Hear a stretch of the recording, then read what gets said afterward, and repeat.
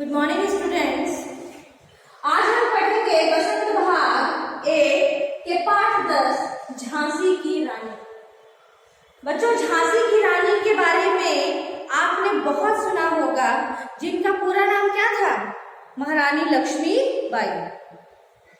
तो झांसी की रानी लक्ष्मीबाई ने अंग्रेजों के खिलाफ सन 1857 में जो बगावत की थी कि वो अपनी झांसी किसी को भी नहीं देंगे। अंग्रेज जो नीति चलाते थे इसमें क्या करते थे, वो सारे के सारे राज्यों को अपने शासन में या अपने अंडर उसको विलय कर लेते थे, अपने अंडर कर लेते थे।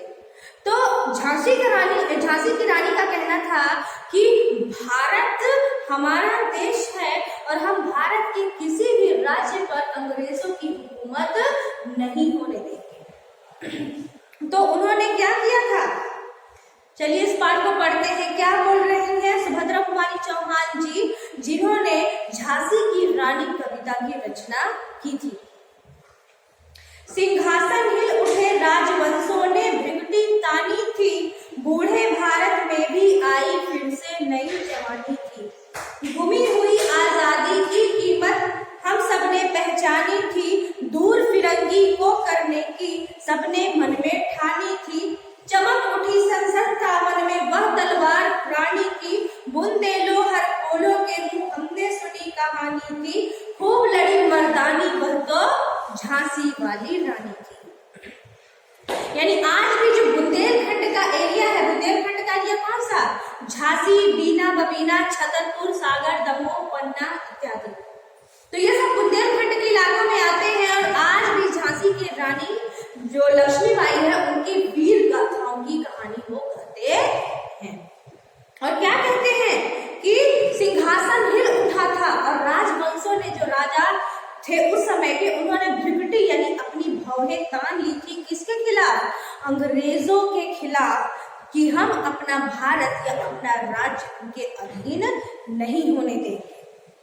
और सबने, रानी लक्ष्मीबाई ने अपने वीरता के आधार पर सभी को अपने देश की आजादी, अपने देश की स्वतंत्रता के बारे में बताया और वह अपनी स्वतंत्रता को पूरी तरह से हासिल करना चाहते थे। और दूर फिरंगी कौन? अंग्रेज। और अंग्रेजों को दूर करने की जो नीति थी वह उन्होंने सबको समझाई थी और सबको समझ में आ गई थी कि जब तक यह अंग्रेज हमारे भारत में रहेंगे, हमें किसी भी प्रकार की स्वतंत्रता या कोई भी आजादी हमें प्राप्त नहीं होगी। तो बुंदेलो हर बोलो, यानी कि जो बुंदेलखंड के जो लोग हैं उन सब के मुंह से हमने सुना था कि एक झांसी की रानी थी जिन्होंने अपने देश की आजादी के लिए अपने प्राण तक त्याग दिए। कानपुर के नाना की मुंह बोली बहन छबीली थी, लक्ष्मीबाई नाम पिता की वह संतान अकेली थी।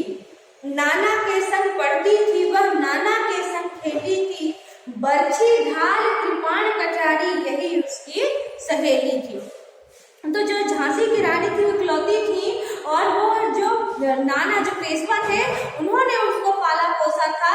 और वो कभी भी बच्चों के साथ नहीं खेलती थी, बल्कि वो किसके साथ खेलती थी? वो बर्छी ढाल कृपाण यानी तलवार, कटार इत्यादि से खेला करती थी। दुर्ग को घेरना, किले बनाना, किले घेरना, ये सारे खेल उन्हें पसंद आता था। वो घुड़सवारी करती थी, तलवारबाजी सीखती थी और यही उनके प्रिय खेल होते थे। वीर शिवाजी की गाथाएं उसको याद जुबानी थी, बुंदेलो हर बोलो के मुंह हमने सुनी कहानी थी। और जो वीर शिवाजी महाराज थे, जो छत्रपति शिवाजी थे, उनकी जो गाथा थी, उनकी जो कहानी थी, रानी लक्ष्मीबाई को जवानी याद थी और वो बहुत इंस्पायर हुई थी। किससे? छत्रपति शिवाजी महाराज से। लक्ष्मी थी या दुर्गा थी, स्वयं वीरता की अवतार, देख मराठे पुलकित होते उसकी तलवारों के वार। नकली युद्ध व्यूह की रचना और खेलना खूब शिकार, सैन्य घेरना, दुर्ग तोड़ना, ये थे प्रिय खिलवाड़। खिलवाड़ करना, खिलवाड़ खेल। खिलवाड़ करना यानी और वो कैसे, यानी कि वो इतनी साहसी और वीरता से भरी हुई थी कि सभी उन्हें लक्ष्मी और दुर्गा का अवतार कहते थे। और उनकी जो तलवारबाजी थी उसको देखकर मराठी भी काफी पुलकित होते थे, हर्ष से उत्साहित हो जाते थे उनकी वीरता को देखकर।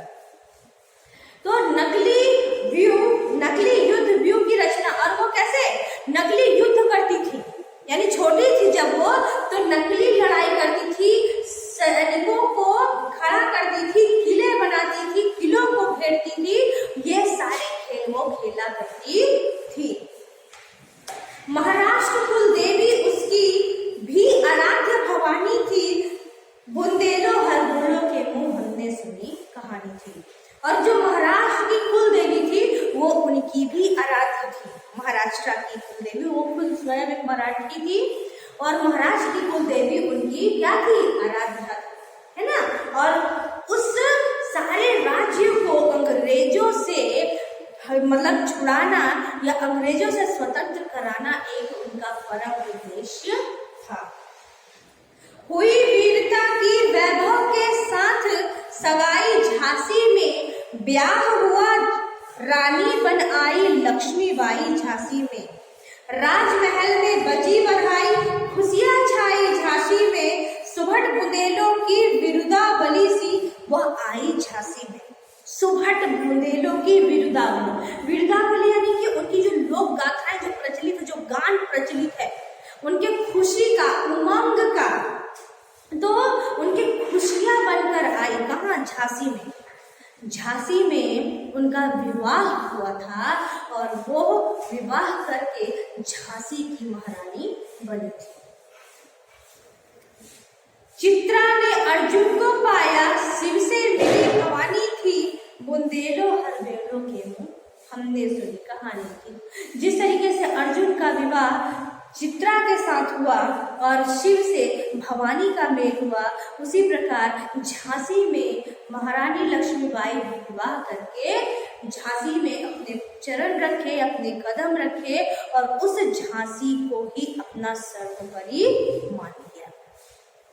उदित हुआ सौभाग्य, मुदित महलों में उजियाली छाई, किंतु काल गति चुपके काली घटा घेर लाई, तीर चलाने वाले कर यानी हाथ में चूड़ियां कर भाई, रानी विधवा हुई हाय, विधि को भी नहीं दया आई।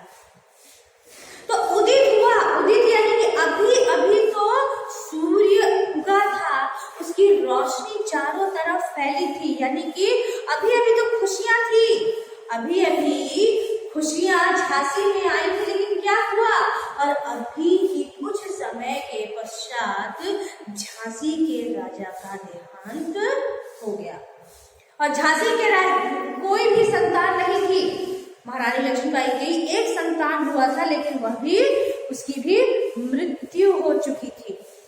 तो जब राजा मरे तो उसकी कोई भी संतान नहीं थी, तो यह बात अंग्रेजों ने देख ली थी और रानी विधवा हो चुकी थी। उस पर क्या हुआ था, उस पर जैसे काल ही बरस पड़ा था।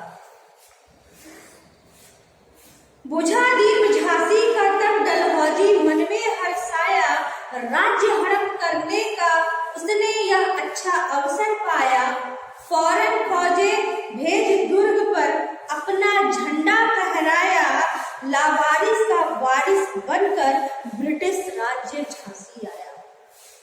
तो पहले जो क्या होता था, जो लॉर्ड डलहौजी था वो मतलब उन्होंने एक नीति बनाई थी, एक विलय नीति। विलय नीति यानी कि जिस राज्य का राजा अगर बिना पुत्र के मर जाए, यदि उसकी कोई संतान ना हो, तो राजा का बेटा राजा बनता था, राजा के बेटे को ही गद्दी पर बिठाया जाता था।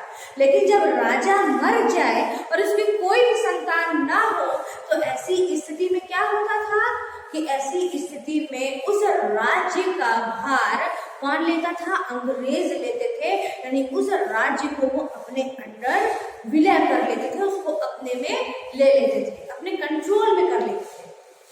तो क्या हुआ, जो राजा जो खत्म हुए थे, उस समय उनकी कोई संतान नहीं थी और रानी भी बहुत ज्यादा दुख में, शोक में समाई हुई थी।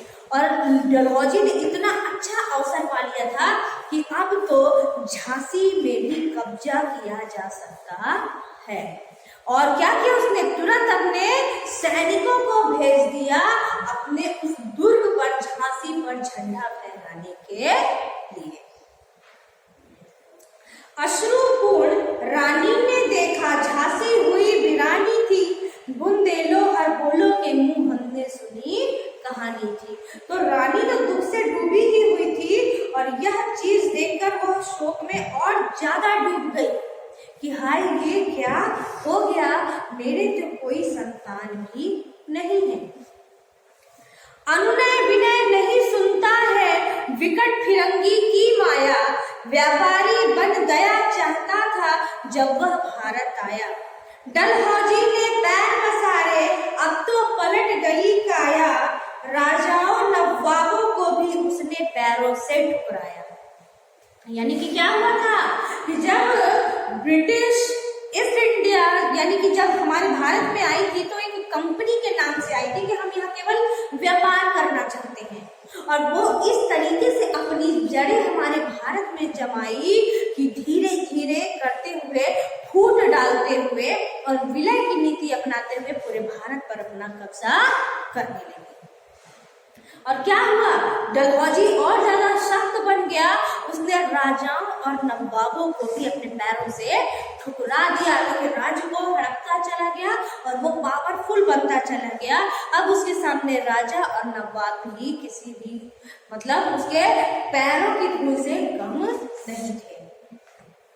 रानी दासी बनी यह दासी अब महारानी थी, बुंदेलो हर बोलो के मुंह हमने सुनी कहानी थी।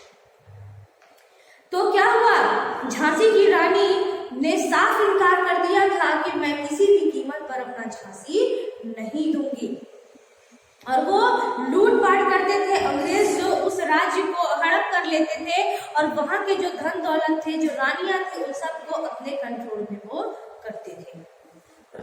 छिनी राजधानी दिल्ली यानी दिल्ली, लिया लखनऊ बातों बात, कैद पेशवा था बिठुर में, हुआ नागपुर का भी घात। यानी कि दिल्ली की राजधानी छिन गई, लखनऊ को भी उन्होंने कंट्रोल में कर लिया, और जो पेशवा थे नागपुर के जो बिठुर में जो पेशवा थे उन्हें बिठुर में कैद कर दिया गया था, और नागपुर को भी उन्होंने अपने कंट्रोल में ले लिया था। उदयपुर, तंजौर, सतारा, कर्नाटक की कौन मिसाल, यानी कि दिल्ली, लखनऊ, बिठुर, नागपुर, उदयपुर, तंजौर, सतारा, कर्नाटक, ये सारे राज्य किसके अधीन हो चले थे? ये सारे अंग्रेजों के अधीन हो चुके थे, जबकि सिंध, पंजाब, ब्रह्म पर भी अभी हुआ था वज्र निपात, और इसके अलावा पंजाब, सिंध इत्यादि जगह पर भी उन्होंने अपना प्रशासन जमा लिया था। बंगाले, मद्रासे आदि की भी तो यही कहानी थी, यानी इतने राज्य के साथ साथ बंगाल और मद्रास का भी यही कंडीशन था कि वो अंग्रेजों के अंडर में आ गए थे। बुंदेलो हर बोलो के मुंह हमने सुनी कहानी थी। रानी रोई रनिवासों में, बेगम गम से थी बेजार। रनिवास जहाँ पे रानी का वास होता है, जहाँ पे रानी रहती है, तो रानी कहाँ थी? रानी बहुत गम से दुखी थी और बेगम भी अपने गम से बेजार थी, यानी बहुत ही दुखी थी। उनके गहने कपड़े बिकते थे कलकत्ते के बाजार, और जितना भी राज्य को हड़प लिया जाता था, वहाँ के राजपाट, वहाँ के कपड़े, गहने, लोग इत्यादि कलकत्ते के बाजार में बेचे जाते थे या उनकी नीलामी होती थी। सरेआम नीलाम छापते थे अंग्रेजों के अखबार, नागपुर के जेवर ले लो, लखनऊ के 9 लखा हार। यानी कि जो राजा और नवाब थे, उनके जो भी गहने जेवर थे उन्हें नीलाम किया जाता था, बेचा जाता था। ये फर्स्ट पार्ट जो मैंने बनाया है बहुत लंबा चैप्टर है, तो ये फर्स्ट पार्ट में आपका आधा चैप्टर मैंने समझाया है। इसे आप ध्यान से पढ़ेंगे और समझेंगे, जो नहीं समझ में आएगा वो आप मुझसे पूछ लेंगे। Thank you.